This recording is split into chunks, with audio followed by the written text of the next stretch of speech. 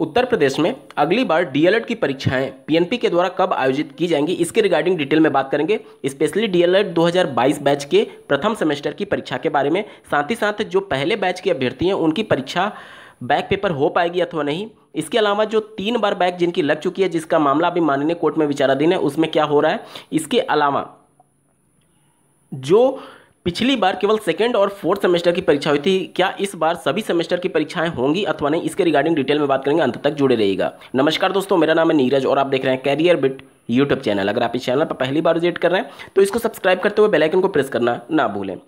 PNP के द्वारा पिछले वर्षों में जिस प्रकार से परीक्षाएं कंडक्ट कराई गई हैं, उनको ध्यान में जब आप रखेंगे तो 6 माह का जब प्रशिक्षण समाप्त होता है फ्रेश बैच का, तो उनके साथ ही बैक पेपर का आयोजन किया जाता है। अलग से उनके द्वारा कभी भी बैक पेपर के लिए परीक्षाएं आयोजित नहीं की जाती हैं। तो ये तो क्लियर है कि जिनका भी बैक लगा है उनको फ्रेश बैच के सेमेस्टर परीक्षा का इंतजार करना होगा। और अगला जो फ्रेश बैच है वो 2022 बैच है, जिसका प्रथम सेमेस्टर का जो पूरा प्रशिक्षण है वो अप्रैल 2023 में जाकर के समाप्त हो रहा है। 6 माह का प्रशिक्षण फर्स्ट सेमेस्टर का, उसके बाद ही पीएनपी कभी भी परीक्षा का आयोजन कर सकती है। तो ये प्रस्तावित है पीएनपी के द्वारा कि मई माह में डीएलएड की परीक्षाएं आयोजित की जा सकती हैं, क्योंकि फ्रेश बैच 2022 बैच का प्रथम सेमेस्टर हर हाल में आयोजित करना ही करना है और मई में परीक्षाएं आयोजित की जा सकती हैं पीएनपी के द्वारा डीएलएड 2022 बैच प्रथम सेमेस्टर के लिए। और स्पेशली मैं डीएलएड 2022 बैच के लिए कह रहा हूं क्योंकि वो पहली बार डीएलएड की परीक्षाओं में सम्मिलित हो रहे होंगे,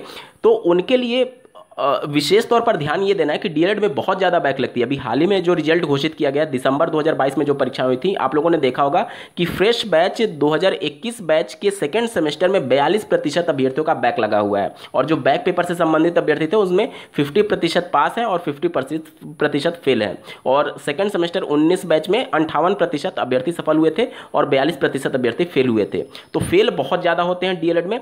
तो जितने भी 2022 बैच से संबंधित अभ्यर्थी हैं, आप लोग विशेष तौर पर अभी से तैयारी शुरू कर दीजिए, क्योंकि आपको लग रहा होगा कि परीक्षा की डेट कब आएगी, लेकिन उसके बाद आपको संभलने का मौका नहीं मिलता है, क्योंकि एक ही दिन में 3-3 पेपर आयोजित किए जाते हैं पीएनपी के द्वारा। तो उस समय आपके पास टाइम नहीं होगा। बेहतर यह है कि आप अभी से लग जाइए अपनी तैयारियों में, क्योंकि अप्रैल में आपका प्रशिक्षण हर हाल में समाप्त हो ही रहा है। उसके बाद मई में आपकी परीक्षाएं पीएनपी के द्वारा आयोजित की जा सकती हैं।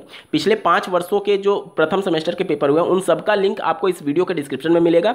2022 बैच के जितने भी अभ्यर्थी हैं उन सभी पेपर्स को जरूर देख लीजिएगा। आपको एक मोटा मोटी हिंट मिल जाएगा, आइडिया मिल जाएगा कि किस प्रकार से पेपर पूछे जाते हैं, क्योंकि प्रीवियस ईयर पेपर बहुत ज़्यादा इंपॉर्टेंट है डीएलएड की परीक्षाओं के लिए। तो आप लोग विशेष तौर पर ध्यान दीजिएगा।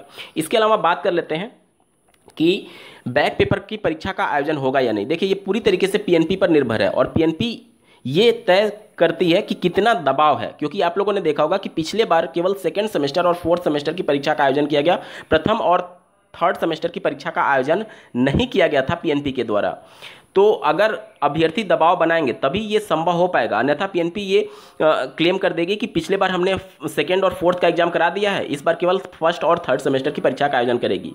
तो अगर आपकी बैक लगी है तो ज़्यादा से ज़्यादा संख्या में आप पीएनपी पर उपस्थित हुए और उनको अवगत कराइए कि फोर्थ सेमेस्टर में बहुत ज़्यादा बैक लगी, 50% अभ्यर्थी फेल हैं। इसके अलावा सेकेंड सेमेस्टर में भी 19 बैच के 42% अभ्यर्थी फेल हैं। तो इन सबको मौका मिलना चाहिए और इसलिए आप मई में जो परीक्षा कराएंगे उसमें इन सभी सेकंड सेमेस्टर और फोर्थ सेमेस्टर की भी परीक्षा का आयोजन किया जाए। ये तो कंफर्म है कि फर्स्ट और थर्ड सेमेस्टर की परीक्षा हाल में होगी, क्योंकि थर्ड का परीक्षा नहीं हुआ था और फर्स्ट का परीक्षा तो होना ही सुनिश्चित ही है, क्योंकि 22 बैच के साथ फर्स्ट सेमेस्टर बैक पेपर का आयोजन पीएनपी जरूर करेगी। तो दिक्कत ये होगा सेकंड और फोर्थ के लिए, ठीक है। तो सेकंड और फोर्थ वाले अभ्यर्थी अगर अभी से पीएनपी पर दबाव बनाएंगे तभी परीक्षा हो पाएगी, अन्यथा की कंडीशन में पीएनपी ये क्लेम कर देगी कि पिछली बार हमने करा दिया है, अब नहीं कराएंगे। तो ये सभी चीजें आपको अभी से दबाव बनाना होगा, तभी चारों सेमेस्टर की परीक्षाएं हो पाएंगी, ठीक है। ये ध्यान रखिएगा, अन्यथा की कंडीशन में आपका बहुत विलंब हो जाएगा, क्योंकि इस पेपर के बाद से अगला 6 महीने बाद पेपर होगा, मई के 6 महीने बाद पेपर होगा। इसलिए जितने भी बैक लगे हुए हैं अभ्यर्थियों के सेकंड और फोर्थ सेमेस्टर के, अभी से पीएनपी पर दबाव बनाएंगे तभी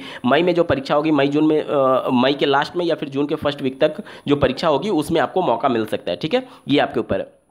दूसरा, ऐसे अभ्यर्थी जिनका 3 बार बैक लग चुका है उनका क्या हो रहा है। तो देखिए, अभी मामला माननीय कोर्ट में है और वहां से कुछ भी निस्तारित नहीं हुआ है, ठीक है।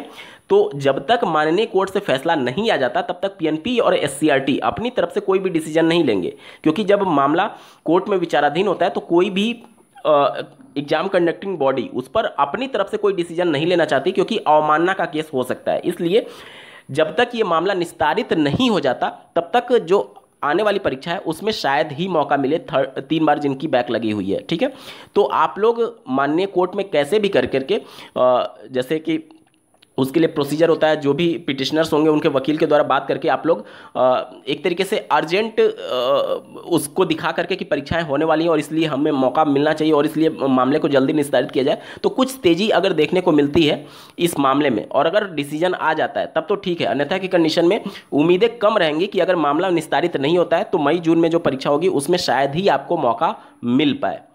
ठीक है, तो ये आप लोग के ऊपर है कि जो भी पिटीशन फाइल किए हुए हैं उसको कैसे भी करके जल्दी से जल्दी मामला अगर अप्रैल या फिर मिड मई तक भी निस्तारित हो जाता है तो कम से कम पीएनपी और एससीईआरटी के पास एक इंस्ट्रक्शन दिया जाएगा माननीय कोर्ट के द्वारा कि इनको परीक्षा में सम्मिलित कराया जाए अथवा ना कराया जाए, इसके बारे में क्लियर एक नोटिस हो जाएगी, तभी इसके बाद से ये परीक्षा में सम्मिलित कराएंगे अथवा नहीं कराएंगे ये डिसीजन लेंगे। अन्यथा की कंडीशन में अगर मामला निस्तारित नहीं होता है कोर्ट से तो मौका मिलने के चांसेस बहुत कम है।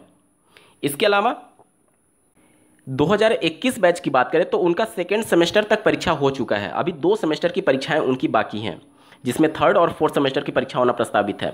जैसा कि आप लोग जान रहे हैं कि 2024 में लोकसभा का चुनाव है और इसको देखते हुए उत्तर प्रदेश सरकार निश्चित तौर पर शिक्षक भर्ती को लेकर के प्रतिबद्ध हो सकती है, तो कहीं ये बेहतरीन मौका आपके हाथ से ना निकल जाए, इसके लिए जरूरी ये है कि समय रहते आपका डीएलएड कंप्लीट हो जाए। भले ही आपका एक तरीके से फाइनल रिजल्ट आपके हाथ में हो या ना हो, लेकिन एटलीस्ट आपका रिजल्ट घोषित हो जाए 4th सेमेस्टर तक, तब आप शिक्षक भर्ती में सम्मिलित होने के लिए पात्र रहेंगे। अन्यथा की कंडीशन में आप लोग देख ही रहे हैं उत्तर प्रदेश में शिक्षक भर्ती का हाल क्या है। 2018 में अंतिम बार भर्ती आई थी, 2023 चल रही है, 5 साल से कोई भी भर्ती नहीं आई है। अगर 2024 लोकसभा चुनाव को देखते हुए भर्ती आती है तो फिर भूल जाइएगा कि आने वाले 5 साल तक भर्ती देखने को मिल पाएगी।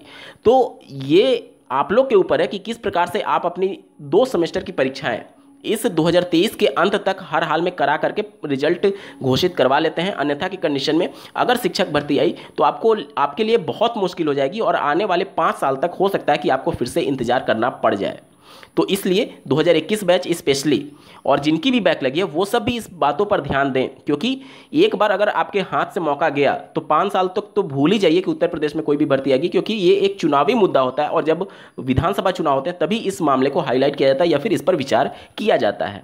तो ये सभी बातें आप लोग विशेष तौर पर ध्यान रखिएगा। उम्मीद करता हूं कि सबके डाउट्स मैंने क्लियर कर दिए हैं। इस वीडियो को देखने के लिए आपका बहुत बहुत धन्यवाद। भगवान करे आपका दिन शुभ हो।